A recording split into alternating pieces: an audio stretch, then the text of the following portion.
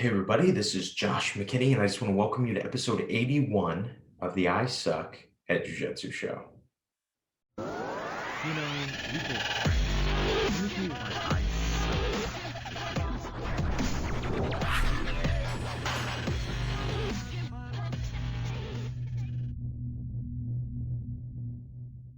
So, most of you, I think, I hope, maybe, you know that a lot of the episodes that I get, um, or a lot of the content that I put out on YouTube, put out on Instagram, put out on everything, most of it actually comes from listeners, comes from whether they're my students, whether they are people I've never met before. But today's episode is no different. It comes from a listener, a student, one of my brown belts actually. And I will, I'll get into that in a second. But if you guys don't know, you can always ask me anything on my Instagram at the Josh McKinney or through email, josh@simplifyingjujitsu.com.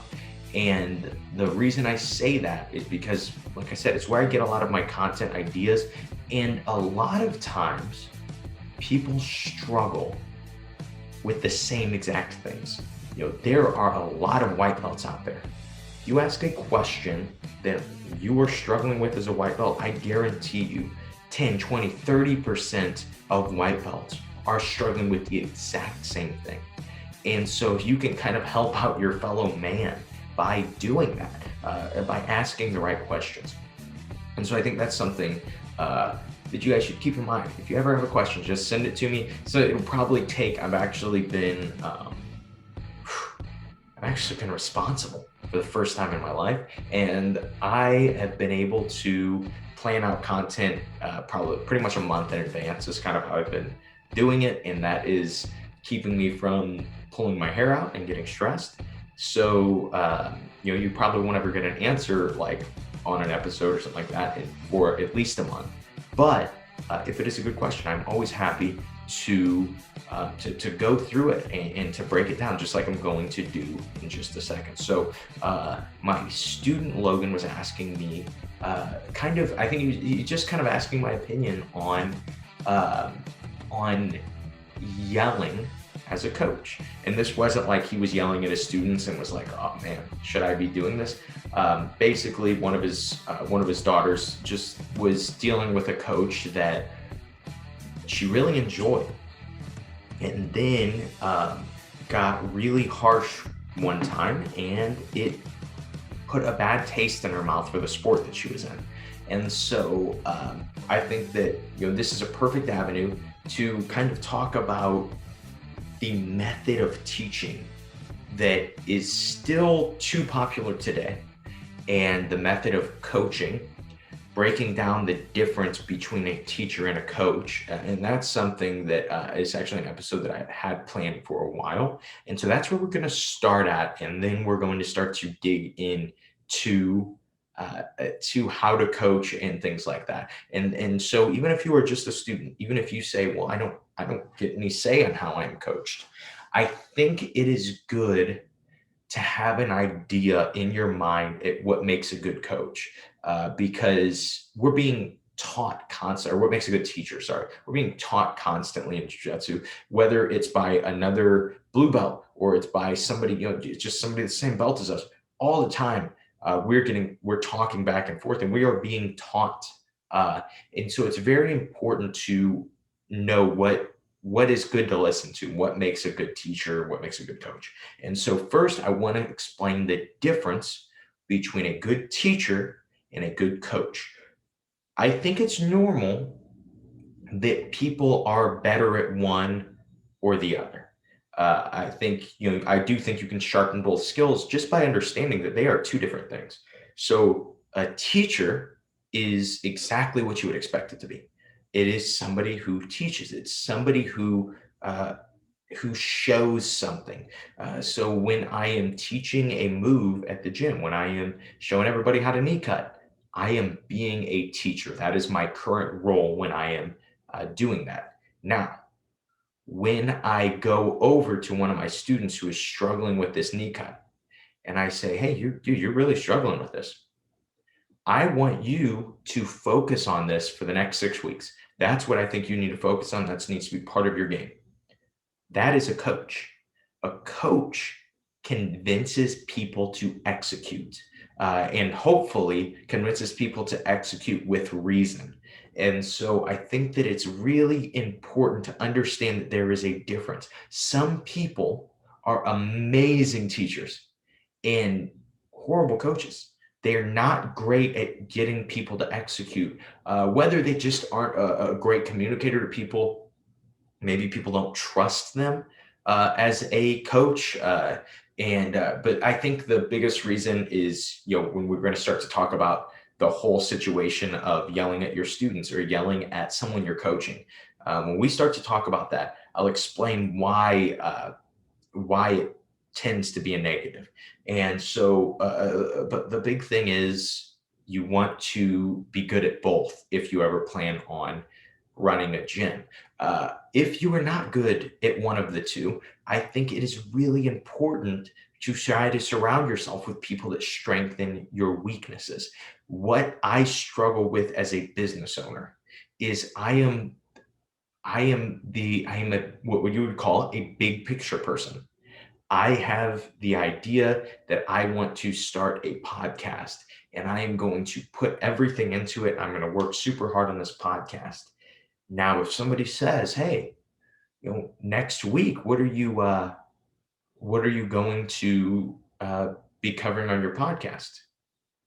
That's where I struggle. And so finding people to surround myself with that are good at those details and not just being broad and not just being uh, artistic and being a little more uh, meticulous. Like I would say this, I would say that I don't know anyone better at that than my coach. My coach is so good he's got a spreadsheet for everything. He knows when I got every stripe on my belt. I started training 13 years ago, and he was an MMA fighter at that time. It's not like he was a full-time jiu-jitsu coach, but he's able to be that meticulous. I don't know when I got my black belt. I don't know when any of my students got promoted last. I haven't, luckily, I have found the right system that can run that for me and can keep those numbers for me. But you find things that complement you. So maybe you're a great teacher, but you struggle to motivate and you feel like, man, I'm just not a good coach. Then you try to bring on someone. If you ever decide you're going to open a gym, or even if not, even if you just find that, you try to surround yourself with people that can strengthen your opposite, because you can learn from them so much. You can say, oh, that's all they're doing. That's simple. And I think that's really important. But first, we'll dig into what is a good teacher, and then we'll get into what is a good coach. In my opinion, a good teacher is somebody that make sure you know why. Uh, because you don't just want to teach somebody one thing. I talk about this all the time. You do not just want to show, I don't want you to just know everything that I've taught you. Meaning, like, I don't want you, each position, each time we work, when I teach at the gym, I always try to show, like, each class is going to be similar for me, how I run them, but I show 3 moves and one concept that applies to all 3 moves.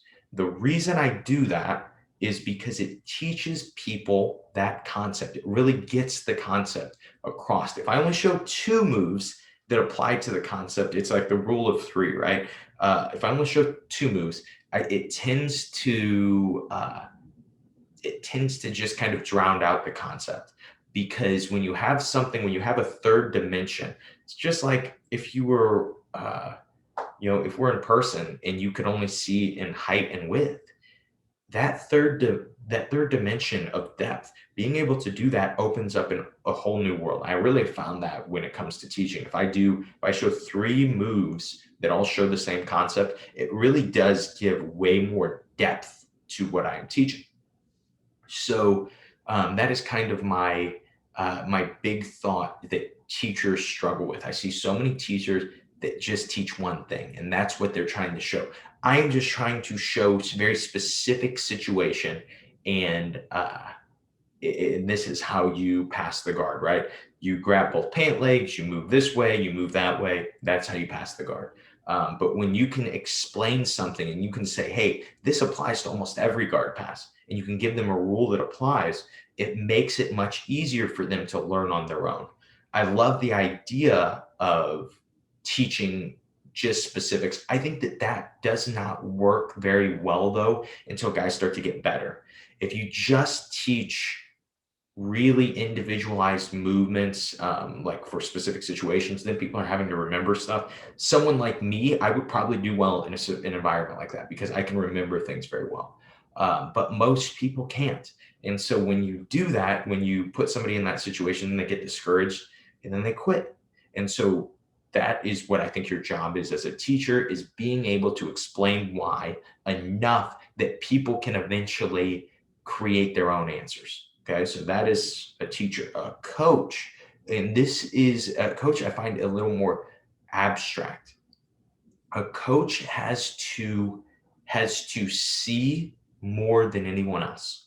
And what I mean by that is, if I have 40 students on the mat and I look and they're all trying a move, and I just say, yep, everybody is doing good. And I don't look at each group individually and I say, oh man, these people are really struggling with that. Then as a coach, I can say, hey, you guys need to work this, tweak this more, right? When my students ask me questions, a lot of times I try to answer as a coach and less as a teacher. And the reason that I do this is because they can find so much online now with jujitsu. It's so easy to find technique.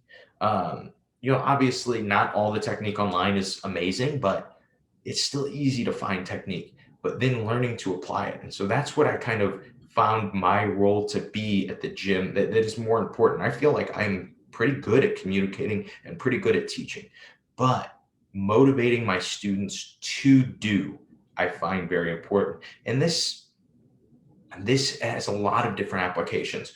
And I'll just give some more for instances. I'll give you guys three for instances of being a coach. And so you can get those three dimensions of what I mean. So one of the situations that will happen is I will have a student, actually had somebody that is a white belt that I feel like skill level is a blue belt. But as a coach, as a teacher, I say skill wise, they're a blue belt. As a coach, I say this guy wants to compete and he has never gotten to.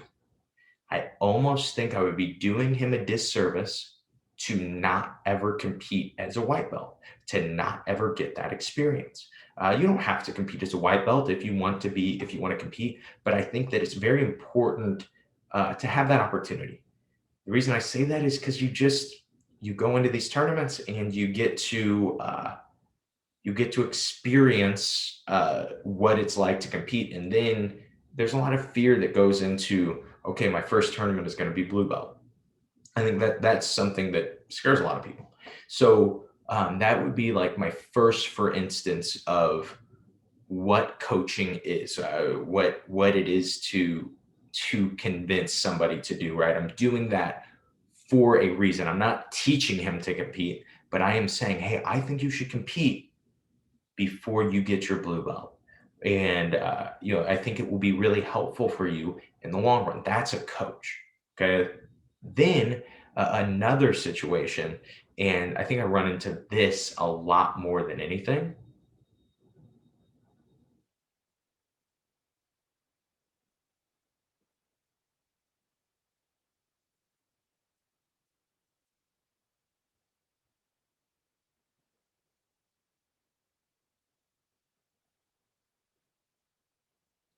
is sometimes you have to kind of sell your students on something. And so what I mean by that is, specifically, let's say I have a student that has gained weight, and I'm going to use it for competition, but honestly, you could just use this for training at the gym. But I notice that they're slower. They are not able to do jujitsu as well. Sometimes when you gain 20, 30 pounds, especially just all of body fat, you don't move as well. And it's harder for you to learn because you're not able to train as much. Your cardio isn't as good. So you're getting less rounds in. And so, how do I sell that to a student that, hey, you should lose weight, and them not feel targeted and them not feel offended by that? And so that is what I mean when I say, like, sometimes a coach has to sell. And so, what I'll do with one of my students is I will go in and I will, so basically, sorry, I think I said the first one. A coach first has to see everything, right? Has to notice things, has to notice the thing about their belt. The next thing a coach has to do is sell. Okay, so I will sell maybe my student on, hey, how have you been feeling lately? And they're gonna say, I'm getting tired. And I can say, I mean, it depends on the relationship that I have with this person. Some of my students, I can say, hey, dude, you're fat. You need to lose some weight. And they'll say, oh, I know. And they'll say, well, what steps are you going to take to lose weight? Right? That was not just ending it right there. You need to lose weight. That's targeted. What steps are you going to take to lose weight is so much more helpful. It is so much more inspiring as a student.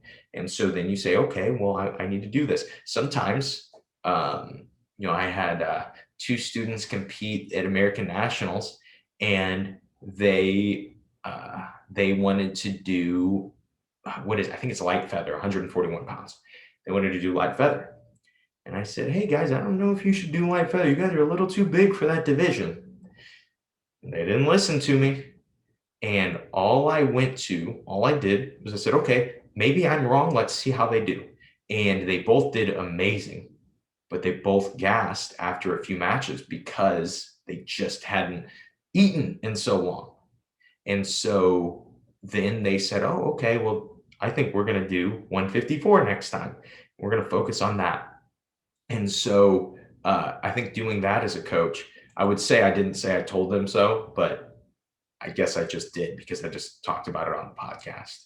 Sorry, guys. But sometimes you have to sell that to your students. Sometimes you can't. And so you have to let them learn their lesson.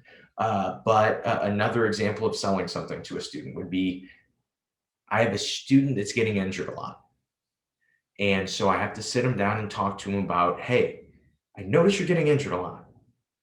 I think, or maybe not even I think, do you think that you're rolling too hard, that you're exploding too much, that you are doing anything that can cause injury? And a lot of times they realize, oh, yeah, that is what I'm doing. And so just by selling them that, hey, roll a little lighter. You don't roll like without any energy. But I talked about the 70% rule on the podcast. Roll at 70%. Your injuries will go way down. If your injuries go down, guess what's going to happen? You're going to get to train more. You get to train more, you're going to get better. You get better, the easier it is to roll at 70% all the time because you're just using technique and you're crushing people. And so being able to sell that is the second dimension of a coach. The third dimension of a coach, and this is, in my opinion, by far the most important. This is something that matters. This is like the aspect of being a coach that you have to have, even if you don't feel like you're a good motivator, even if you don't feel like you're a good coach, but you're a good teacher, you have to have this aspect in order to be a good coach, in order to be a good teacher too. You have to be trustable.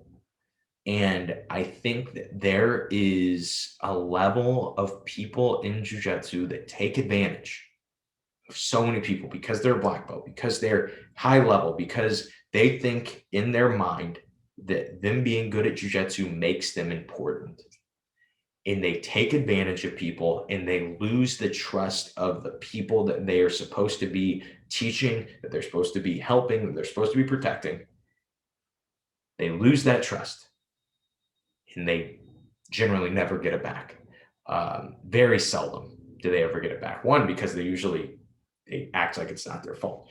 But this is where we get into what my student Logan was asking. He said that his daughter kind of got berated by a coach, and now she doesn't want to play the sport anymore. And I totally agree with her. If I can't trust my leader to have my back, how am I supposed to perform? A lot of people talk about it like that is something that you should be taking. Oh, you should be able to get yelled at. You should be able to get. No, it's not. If you can't communicate to me what needs to be done and be respectful to me in a tone, I don't think you deserve to coach me. I don't think that you deserve my respect. I don't think that you deserve my trust. Kyle, my coach, has always been one of the best, I would say, one of the best coaches ever. He would never do anything that made me not trust him. I always look back to the things that he went out of his way to do. As a teacher, he's a great teacher. But as a coach, that is where I feel like he was a 10 out of 10. He always took care of me. I never, ever had to question what is Kyle's motivation by this. Kyle's motivation was always, how can I help my students get better? It still is. And I think when you do things as a coach, like berate a student for losing, right? You can be hard on students. I think some people like they respect that a little more. Um, but you don't want to be mean to a student for the sake of you embarrassed me for losing, so now I will embarrass you by yelling at you. That is where you start to lose trust. That is where you start to lose the respect of your students. I need my students to trust me fully. So when I'm teaching a move that they believe, Josh wouldn't teach this move if it didn't work. Josh wouldn't just show up to class and say, what do I want to teach today? I'll just show this, right? I need them to trust me that I would not do that. And when I do things that break that trust, when I show less character to my students, it says, hey, if they treat somebody else like that, wonder if they would treat me like that too. And so that is like, I think, the most important thing when it comes to coaching. If anyone wants to be a coach in jiu-jitsu, that is, I think, the big thing that you should focus on is being trustable. And how you do that is by actually having your students' best interest in mind, focusing on helping them in every way that you can. Um, I think too, and keep in mind, this is not me trying to brag on myself. This is something that I just learned through osmosis by having an amazing coach. And then I think, because we at the time, all the black belts that I have were all under my coach at some point or another. All of them kind of ran into the same exact thought process, the same exact thing, which was having a good coach. And so that's something that I noticed. We have so many trustable coaches at our school, and our retention rate at this school is insane. It is like 2 or 3 times more than anyone else I've ever talked to that talk about student retention. And I really think that that has to do with trust. And so, from a business standpoint, you will have more business if you can get your students to trust you. And also, just from the standpoint of coaching and stuff, it just like the big pitfall that I see so many people struggle with this is they get they they just think that they're relevant. I recognize that even though I teach jujitsu and I feel like I'm good at teaching jujitsu and I feel like it's what I was put on the planet to do, I understand that there are better coaches out there. There are better teachers out there. There are people that are going to try to tell me, oh, you're so good, you're amazing, but they're wrong. I understand that. And you can never forget that, because that is when you see coaches, and I won't say things specifically, but I think a lot of people that have been around jiu-jitsu for long enough know what I'm talking about. Coaches that betray the trust of their students because they think that they are more important. They think that rules don't apply to them. And I really think that that is something that is very, it's something to really watch. And it's easy. It's easy. Every time somebody sends me a comment on YouTube or Instagram, it says, "Oh my gosh, this was so good." You get that in your head and you're like, "I'm amazing. I forgot. You know what I should do? I should go, the rules no longer apply to me because I am better." And I just think it's really, really dangerous. It's a really dangerous thing to do. And so make sure that you value being trusted by your students above being better at jiu-jitsu, above being a better teacher, above anything.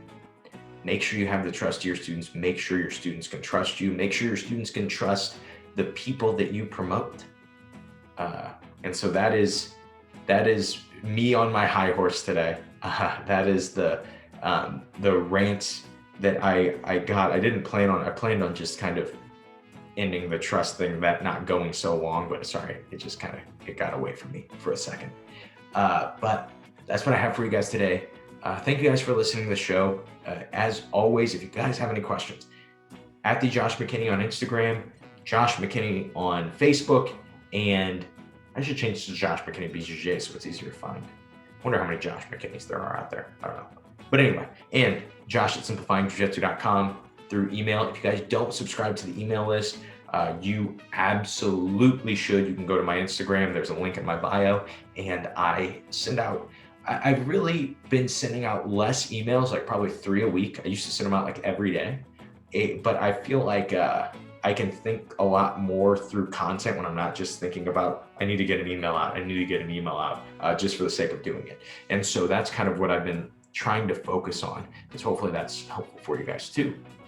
That's all I have for you guys today. I hope you guys have an excellent rest of your day. I hope you guys are trusted by your students. I hope you guys have the blessing of having a coach that you can trust. And I hope that today's episode helped you suck just a little bit less at jiu-jitsu.